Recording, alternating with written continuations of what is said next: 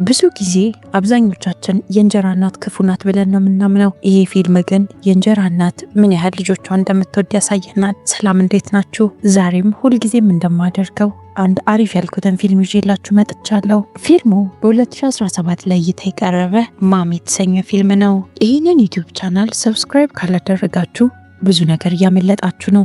ሰብስክራይብ አድርጋችሁ የኔ ቤተሰብ ይሁኑ። ፊልሙን ከመጀመራችሁ በፊት የላይክ ምልክቷን ተጫኑ። ፊልሙ ሲጀምር አንድ የባዮሎጂ አስተማሪ ያስተዋውቀናል። ስሟም ዴቭኪ ትባላለች። ዴቭኪ ክፍል ውስጥ ተማሪዎቿን እያስተማረች እያለ አንድ ሮሄት የተባለ ተማሪዋ ለክላሱ ጓደኛው አንድ ቪዲዮ ይልክላታል። ይህም ቪዲዮ የብልግና ቪዲዮ ነው። ክፍል ውስጥ እየተማሩ እያለ አሪያ ቪዲዮን ከፍታ ስታይ ጓደኛዋም ዝቅ ብላ ስትመለከት አስተማሪያቸው ዴቭኪ ይህንን ትመለከታለች። እናም ጠጋ ብላ ስልኩን ከአሪያ ተቀብላ አስተማሪዋ ዴቭኪ ይህንን ቪዲዮ አየችው። ማን እንደላከው ትጠይቃትና ሮሄት ስትላት የሮሄትን ስልክ ተቀብላው በመስኮት ጣለችው። በዚህ ብቻ አላበቃችም፣ ሮሄትን ወላጅ አምጣለችው። ከዛም ዴቭኪ ቤቷ ገብታ ከቤተሰቦቿ ጋር ተሰብስባ ራት ስትበላ ያሳየናል። ከዚህም የምንረዳው አሪያ የዴቭኪ የእንጀራ ልጇ ናት። የና አሪያ አባት አነንድ ይባላል። የአሪያ ታናሽ እህት ደግሞ ፕሪያ ትባላለች። እናታቸው ከሞተች በኋላ ዴቭኪን አግብቷት በሰላም እየኖሩ ነው የሚገኙት። እራት እየበሉ በመሃል አባትየው ለክረምት የት እንደሚሄዱ ይነጋገራሉ። አሪያም መሄድ የምትፈልግበትን ቦታ ለአባቷ ታሳየዋለች። አነንድ ኒውዮርክ የሚሄድበት ጉዳይ ስላለ በቃ ከኒውዮርክ እንደተመለስኩኝ ጉዟችንን ፕላን ማድረግ እንጀምራለን ይላቸዋል። ከዛም አሪያ ጓደኛቸው ፓርቲ ስላዘጋጀች እዛ እንድትሄድ ከአባቷ ፍቃድ ትጠይቀዋለች። እንጀራ እናቷ ዴቭኪም ፕሮግራሙ እኮ የቫላንታይን ዴይ ነው የሚውለው ትላታለች። እናም ብዙ ደስተኛ እንዳልሆነችበት ተናገረች። አሪያ የእንጀራ እናቷን ጣልቃ ገብነት ብዙም አትወደውም። እናም በዚህ ተናዳ እራቷን መብላት ትታ ወደ ክፍሏ ትገባለች። እናም ከጓደኛዋ ጋር ቪዲዮ ኮል ተደዋውለው ማውራት ይጀምራሉ። ጓደኛዋ እንዳለቻት ከሆነ አሪያ የምትወደው ልጅ ኬቢ እዛ ፓርቲ ላይ ይገኛል። አሪያም ይህንን ስትሰማ ትንሽ ደበራት። ብዙም ሳይቆይ ዴቭኪ በሳህን ምግብ ይዛ ለአሪያ ታመጣላታለች። እናም አባቷም እሷም እንድትስማሙበትና ፓርቲውን እንድትሄድ እንደፈቀዱላት ትነግራታለች። የሚቀጥለው ቀን ዴቭኪ በጠዋት ተነስታ ጉዞ የሚሄደውን ባሏን አነንድ እያስተካከለችው ነው። አነንድም ሚስቱ ዴቭኪን ያመሰግናታል። አመሰግናለሁ፣ ሁሉን ነገር እኔ ከጠበቅኩት በላይ እያስተካከልሽልኝ ነው፣ አይዞሽ፣ አሪያንም አናግራታለሁ፣ ላንቺ ያላት ነገር በዚሁ አይቀጥልም ይላታል። አባቷ ከመሄዱ በፊት አሪያ ከእንቅልፏ ተነስታ ልትሰናበተው ትመጣለች። እናም ማታ ላሳየችው ስነስርዓት ይቅርታ ትጠይቀዋለች። አነንድም አሪያን ዴቭኪን በስሟ ትጥሪያት፣ እማዬ ብለሽ ጥሪያት ይላታል። በዚህ መሃል አሪያ በጣም ስሜታዊ ትሆንና እንባዋ ይመጣል። አንተ እናቴን እንደረሳሃት እኔ እናቴን አልረሳትም ብላ ነበር የመለሰችለት። አነንድን ከሸኙት በኋላ የዴቭኪ የድሮ ተማሪዎች ዴቭኪን ለማመስገን ወደ ቤቷ ይመጣሉ። እናም ሁሉም የደረሱበትን ደረጃ ቁጭ ብለው እያጫወቷት ነው። ራቅ ባለው ጠረጴዛ ላይ የተቀመጠችውን አሪያን ይመለከቷትና ማናት ያች ልጅ ይሏታል። ዴቭኪም ልጄ ናት ነበር ያለቻቸው። እንግዶቹ ከሄዱ በኋላ አሪያ ዴቭኪን ለማንም ሰው ልጄ ናት ብለሽ አታውሪ ያለቻት። ዴቭኪ አሪያ በተናገረችው ንግግር ትንሽ ይከፋትና ምንም ነገር ሳትል ካጠገቧ ዞር ትላለች። ምሽት ላይ አሪያ ወደ ተባለው ፓርቲ ለመሄድ እየተዘገጃጀች ያሳየናል። የአሪያም ጓደኞች መተው ይጠሯትና አብራቸው ልትሄድ ስትል በዚህ መሃል ዴቭኪ አደራሽን ስደውል ስልክሽን እንድታነሺ ብላ ታስጠነቅቃታለች። ፓርቲው የተዘጋጀበት ቦታ ይደርሳሉ። እናም አሪያ ከጓደኞቿ ጋር ጥሩ ጊዜ እያሳለፈች ነው። ሮሂትም እዚህ ፓርቲ ላይ ከጓደኞቹ ጋር ተገኝቷል። እናም አብሮት ለመጡ ጓደኞቹ አሪያን ያሳያትና እችን ልጅ እኮ በጣም ነው የምወዳት ይላቸዋል። አንደኛው ጓደኛው ቻርልስ ታዲያ ለምንድነው እዚህ ጊዜ የምታባክነው? ሂድና አብራ ደንስ ይለዋል። ሞሂትም ጠጋ ይልና አብረን እንደንስ ብሎ ይጠይቃታል። አሪያም ከሱ ጋር መደነስ እንደማትፈልግ ነበር የመለሰችለት።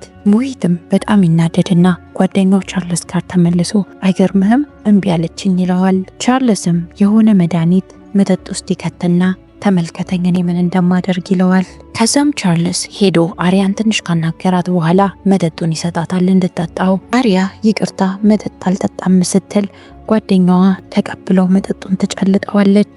አሪያ አሁንም ሁለተኛ ሰው አናደደች። ቻርልስ መጠጡን አልጠጣም ስላለችው ተናደደ። የሚፈጠረውን ነገር በጠቅላላ ጂጌንደር የተባለው ማፊያው ጓደኛቸው እየተመለከተ ነበር። አሪያ ኬቢርን ትመለከተዋለች። ጓደኛዋ ሰብናም ቀይ አበባ ትሰጣትና ሂጂና እንደምትወጂው ንገሪው ትላታለች። አሪያም ወደ ኬቢር ስትጠጋ ኬቢር ከሌላ ሴት ጋር ሆኖ ትመለከተዋለች። እናም ይደብራትና ወደ ቤት መሄድ ትፈልጋለች። በዚህ መሃል ዴቭጊ ለአሪያ ትደውልላታለች። የት ነሽ አለቻት። አሪያም እየወጣው ነው፣ አሁን ወደ ቤት እመጣለሁ አለቻት። በዚህ መሃል ነው ሮሂት ከጓደኞቹ ጋር ሆኖ አሪያን አግቷት በመኪና ይዟት የሄደው። እናም ሞሂት እየደጋገመ እስኪ አሁን ወንድነሽ እናትሽን ጥሪያት እያለ አሪያን ለማብሸቅ ይሞክራል። መኪና ውስጥ ለሶስት እየተፈራረቁ ከደፈሯት በኋላ አንድ የውሃ ቦይ ውስጥ ይከቷትና ጥለዋት ይሄዳሉ።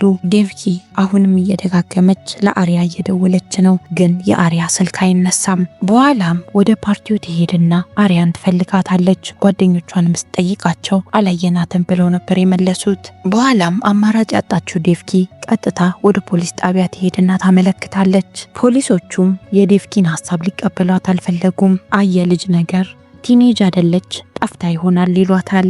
ቫለንታይን ዴይም ስለሆነ በቃ ከፍቅረኛዋ ጋር ጥሩ ጊዜ ልታሳልፍ ትችላለች፣ እስኪ ተረጋጊና ጠብቂያት ይሏታል። ዴቭጊ ልጄ ይሄን ያህል ባለጌ አይደለችም፣ ትደውልልኝ ነበር ወይ ስልኬን ታነሳለች፣ ይሄ ያልተለመደ ተግባር ነው አለቻቸው። አንድ ዲኬ የተባለ የግል መርማሪ የሚፈጠረውን ነገር በጠቅላላ እየተመለከተ ነበር። ፖሊሶቹም ዴቭጊ ሪፖርት ካቀረበች በኋላ ወደ ቤቷ እንድትሄድ ይነግሯታል። ዴቭጊ ስልክ እየደወለች ወደ መኪናዋ እየተጓዘች እያለ ይሄ ዲኬ የተባለ ሰው ይመጣና ፊቷ ይቆማል። እናም ከተማ ውስጥ ካሉ መርማሪዎች አንደኛውና አሪፉን ነኝ የምትፈልጊኝ ከሆነ በዚህ ስልክ ደውይልኝ ብሎ ካርድ ይሰጣታል። የሚቀጥለው ቀን ጠዋት አንድ ሰው ከውሻው ጋር ወክ ለማድረግ ይወጣል። በዚህ መሃል ነው አሪያን የውሃ ቱቦ ውስጥ ተጥለያያት። ይህም ሰው አሪያን እንደተመለከታት በፍጥነት አምቡላንስ ደውሎ ይጠራል። በኋላም ዴቭጊ ጋር ይደወልላትና ነይ ልጅሽ ተገኝታለች ትባላለች። ዴቭጊ አሪያን ለማየት ስትሄድ አሪያ አይሲ ውስጥ ነበረች። ሐኪሞቹ የተፈጠረውን ነገር ለዴቭጊ ነግሯታል። አሪያ ተደፍራለች አሏት። እናም አንዳንድ ጉዳቶችም ደርሰውባት ስለነበሩ ሰርጀሪ አድርገንላታል። አሁን ማድረግ የምንችለው ነገር እስክትነቃ መጠበቅ ብቻ ነው አለቻት ሐኪሟ ለዴቭጊ። ዴቭጊ ይህንን ስትሰማ አላስቻላትም። አሪያ የእንጀራ ልጇ ብትሆንም እንደወለደቻት ልጇ ነው የምትወዳት። ዴቭጊ በጣም ያዘነችው። ከዛም መርማሪ ማትን ያስተዋውቀናል። አለቃው የአሪያን ጉዳይ እሱ እንዲይዘው ይሰጠዋል። መርማሪ ማት ወደ ዴቭጊ ይሄድና የተፈጠረውን ነገር ያናግራታል። እሷም የምታውቀውን ነገር በአቅሟ ልታስረዳው ሞከረች። እሱም ልጇ ላይ በተፈጠረው ነገር ይቅርታ ይጠይቃታል። እናም አሪያ ራሷን ስትነቃ እንድትደውልለት ለዴቭጊ ይነግራታል። ዴቭጊ ምንም አልመለሰችለትም። በዛኑ ሰዓት ነበረ ባሏ አነንድ የደወለላት። ዴቭጊ ከዚህ በላይ ብቻዋን ነገሮችን መቋቋም አልቻለችም። እናም አነንድን እባክህና ብላ ማልቀስ ጀመረች። ዴቭጊ በተቻላት አቅም አሪያን ለመንከባከብ እየሞከረች ነው። አሪያም ራሷን ታውቃለች። እናም በተቻላት አቅም አሪያ ዴቭጊን ላለማየት እየሞከረች ነው። የሚቀጥለው ቀን የአሪያ አባት አነንድ ከሄደበት ይመለሳል። ልጁን ሲያያት የተፈጠረውን ማመን አልቻለም። አሪያም ልክ አባቷን ስታይ ወደ ውስጥ የያዘችው ነገር ሁሉ ያቅታታል። በለቅሶ ነበረ ስሜቷን የገለጸችው።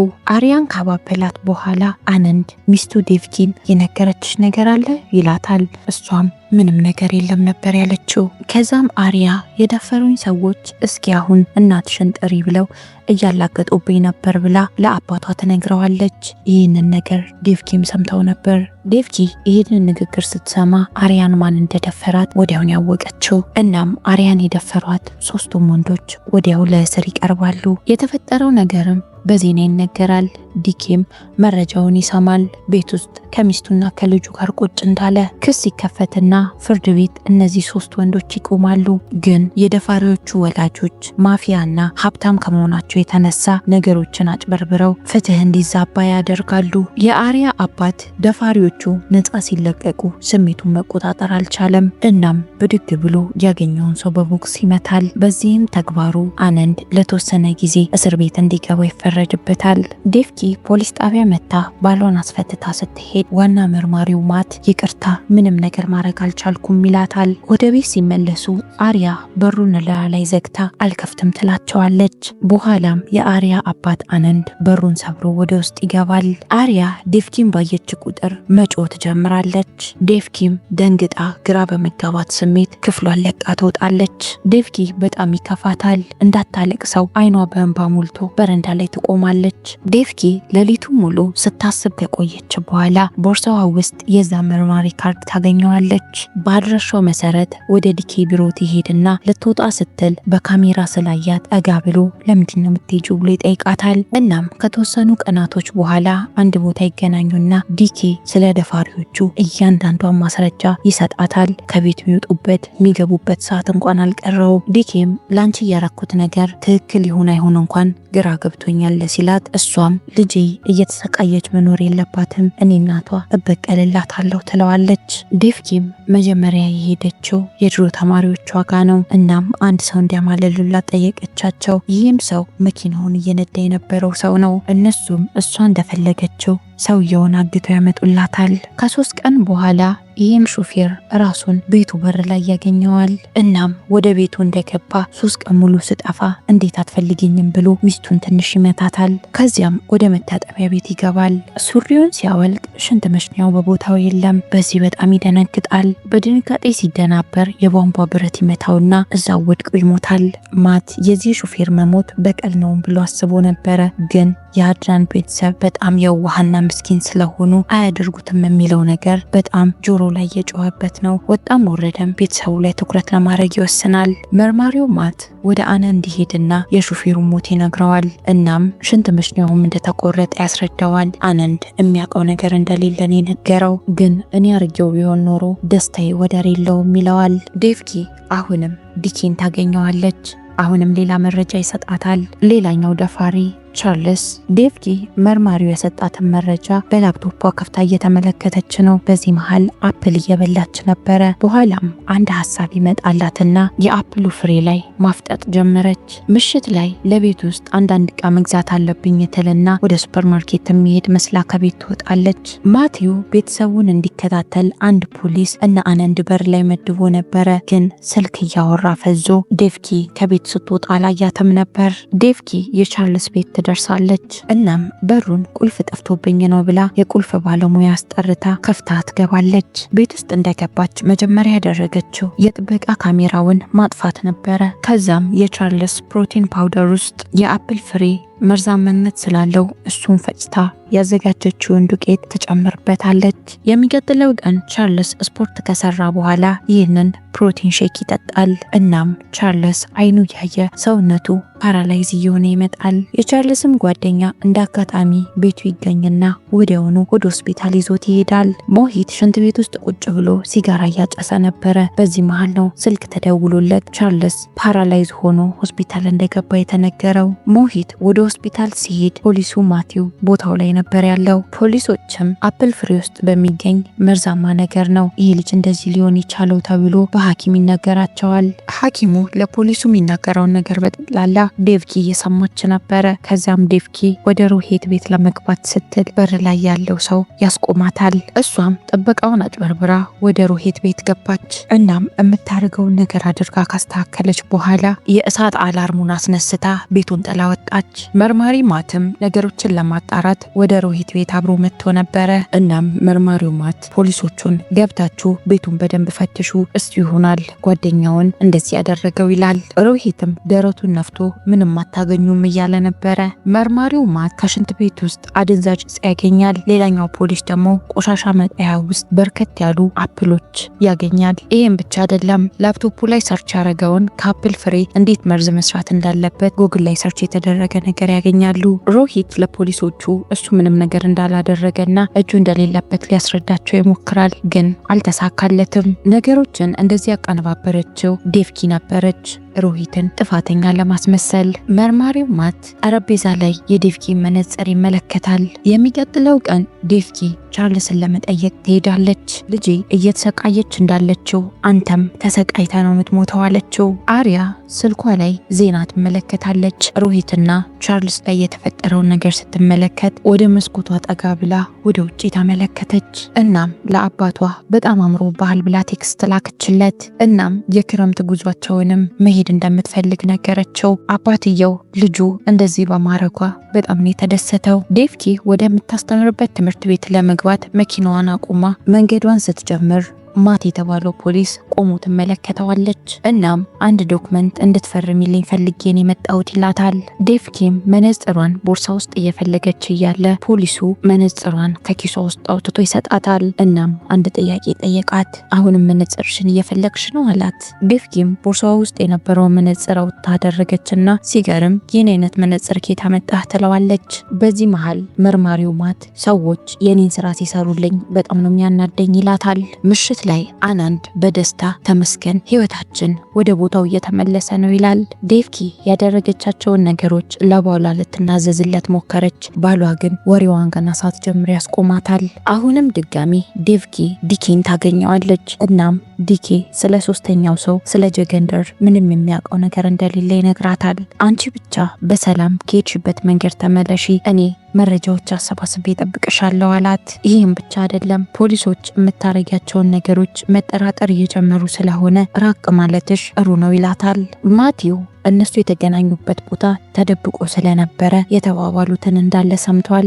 ዲኬ ሞተሩን አስነስቶ ከአካባቢው ሊሄድ ሲል ማት ኬት መጣ ሳይባል ከኋላ ይቀመጥና አብረሃኝ ፖሊስ ጣቢያ ትሄዳለ ይለዋል። ዲኬ የሚያውቀውን ነገር እንዲነግረው ሊያስፈራራው ይሞክራል። ዲኬ አንዳች ነገር ትንፍሽ አላለም። እናም መርማሪ ፖሊሱ ማት ዲኬን ያስፈራራዋል። ስለዋሸኸኝ ዋጋህን ታገኛታለህ ይለዋል። ምንም ማግኘትም ስላልቻለ ዲኬን ይለቀዋል። ጀገንደር ሮሂትን ለመጠየቅ ወደ እስር ቤት ይሄዳል። ሮሂትም እየደጋገመ እኔ አይደለሁም ለቻርልስ መርዙን የሰጠሁት ማን እንደሆነ አላቅም እያለ ይነግረዋል። ጀገንደር ሮሂትን ማመን አልፈለገም። በጣም በንዴት ጥሎት ይሄዳል። ጀገንደር ቻርልስን በጣም ይወደው ነበረ። እናም ሆስፒታል ይሄድና እባክህ ማን ነው እንደዚህ ያደረገ ንገረኝ፣ እኔ በቀለዋለሁ እያለ ይጠይቀዋል። ቻርልስም ባለ በሌላ አቅሙ ዴቭኪ እንደሆነች ሊያስረዳው ይሞክራል። ግን ጀገንደር እስካሁን አልገባውም። በኋላም ማም እያለ በተደጋጋሚ ሲጠራበት ዴቭኪ እንደሆነች ይገባዋል። ምክንያቱም አሪያን ሲደፍሯት በተደጋጋሚ እስኪ አሁን እናትሽን ጥሪ እያሏት እያበሸቋት ነበረ። ቻርልስ ብዙም በህይወት አልቆየም። የተወሰነ ከተሰቃየ በኋላ ይሞታል። ጀገንደር ወደ ዴቭኪ ቤት ይመጣና ቤቱን መፈተሽ ይጀምራል። እናም ወደ ጉዞ እንደሄዱ ይረዳል። ከቤቱ ከወጣ በኋላ ጀገንደር ዲኬን ይመለከተዋል። ምክንያቱም ይሄ ሰው ዝም ብሎ ሲከታተለው ነበር። የሚቀጥለው ቀን ዲኬ ዴቭኪ ጋር ለመደወል ይሞክራል። ግን በዚህ መሃል ነው ጀገንደር ይመጣና እያስፈራራው ዲኬን ስለ ዴቭኪ መጠየቅ የጀመረው። ዲኬ ምንም አይነት መልስ ባለመስጠቱ ምክንያት ብዙ ድብደባ ይደርስበታል። እናም ስልኩን ይቀበለውና ተደውሎ ወደ ነበረው ቁጥር ድጋሚ ይደውላል። እናም ዴቭኪ የት እንዳለች መረጃ አገኘ። ጀገንደርም ክፉኛ የደበደበውና የጥበቃ ካሜራ የቀረጸውን ያጠፋዋል። በዚህ መሃል ዲኬ ይሞታል።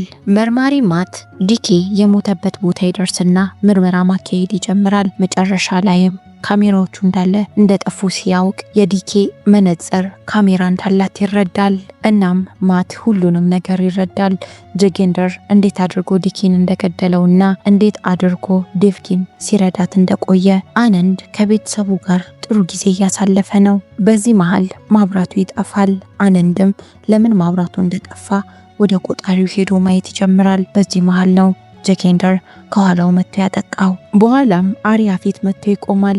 አሪያ የደፈራትን ሰው ድጋሚ ፊት ለፊቷ ቆሞ ስታየው በጣም ነበር የፈራችው። ዴቭኪ ከጀገንደር ጋር ስትታገል አሪያ አጋጣሚውን በመጠቀም ቤቱን ለቃ ትሮጣለች። ጀገንደር ዴቭኪ ራሷን እስክትስት ድረስ ካፈናት በኋላ አሪያን መከተል ጀመረ።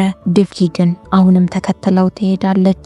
ጀገንደር ዴቭኪ ላይ ሽጉጥ ይደቅንባታል። በዚህ መሃል ከየት መጣ ሲያባል መርማሪ ማቲው ጀጌንደርን ከኋላ ይተኩስበታል። ከዛም ፖሊሱ ከጀጌንደር ጋር የተወሰነ ያህል ሲታገል ይቆያል። እናም በሚገርም ሁኔታ ዴቭኪም ፖሊሱም መሃል ላይ አድርገውት ጀጌንደር ላይ ሽጉጥ ደቅነውበት ያሳየናል። ፖሊሱ እየደጋገመ ዴቭኪን ሽጉጥሽን ወደ ታች አውርጂ፣ ይህንን ሰው ገለሽ ከምትታሰሪ ከቤተሰብሽ ጋር ብትኖር ይሻልሻል፣ ባልሽን በህይወት አለ፣ ፖሊሶች ወደ ሆስፒታል ወስደውታል ይላታል። ፖሊሱም አውቃለሁ ልጅሽን የደፈሯትን ሰዎች በጠቅላላ ህይወታቸውን ያመሰቃቀልሽው አንቺ ነሽ፣ የነሱ ይበቃሻል ይላታል። አሪያም ይህንን በቅርብ ርቀት ሆና ስትሰማ ማልቀስ ትጀምራለች። በኋላም ፖሊሱ ለዴቭኪ በጣም ያዝንላትና የሱን ሽጉጥ ሰጥቷት እንኪ በዚህ ሽጉጥ ግዳይ ዋላት። ጀጌንደር በተደጋጋሚ ይቅር በይኝ እንዳትገይኝ እያለ ይለምናታል። በዚህ መሃል ነው አሪያ ከተደበቀችበት ወጥታ እማዬ ብላ ዴቭኪን ለመጀመሪያ ጊዜ ጠራቻት። ዴቭኪም አላስቻላትም። ሽጉጥ ውስጥ ያለውን ጥይት በጠቅላላ ጀጌንደር ላይ ተኩሳ ትገለዋለች። አሪያም እየሮጠች መታ እንጀራ እናቷን አቀፈቻት። የዚህ ፊልም ታሪክ እዚህ ላይ ያበቃል። ጥሩ እናት ያላችሁ ሰዎች ኮመንት ቦክስ ላይ አንድ ቁጥርን ጻፉልኝ። እስከ ፊልሙ ፍጻሜ አብራችሁኝ ስለነበራችሁ አመሰግናለሁ። ፊልሙ ከወደዳችሁት ላይክ፣ ሼር፣ ሰብስክራይብ ማድረግ እንዳትረሱ። እወዳችኋለሁ።